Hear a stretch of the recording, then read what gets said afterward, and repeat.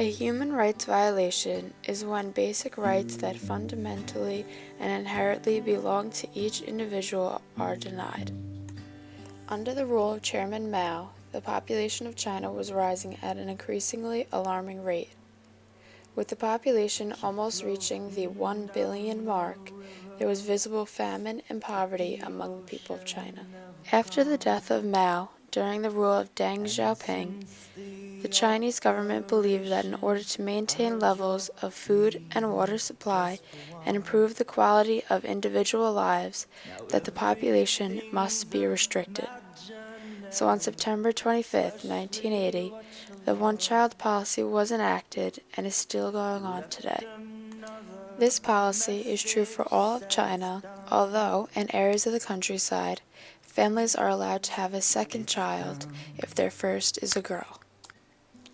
This policy targets women of all ages as well as couples. Random checks are done on women who are even in their late 40s and late 50s when it is extremely uncommon to have a child. Oftentimes, women found pregnant with a second child are forced into abortions or sterilizations.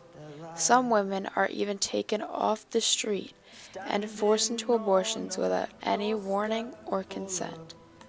One major effect of the one-child policy in China is the decline of women's birth and fertility rates. Another result of the one-child policy is a wide gender gap. In China, there are more men and boys than there are women and girls. A male firstborn is most desirable in China, especially in rural China. Many female children and fetuses are aborted, abandoned, or killed at birth. A last effect that the one-child policy has on China is many non-firstborn children are hidden. These children end up having issues when seeking education and employment. There have been 336 million abortions, 196 million sterilizations, and have used 403 million intrauterine devices. Overall, Chinese authorities believe that the policy has prevented 250 to 300 million births. The amount of girls lost because of the one-child policy is more than all the people killed in the major genocides of the past century combined.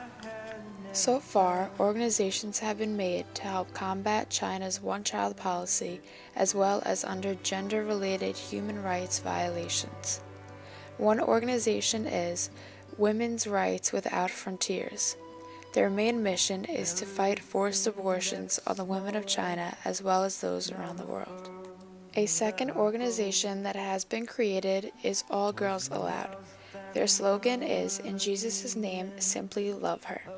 They believe that through the power of prayer and action that they can help to educate and aware people of this horrible human rights violation and stop it.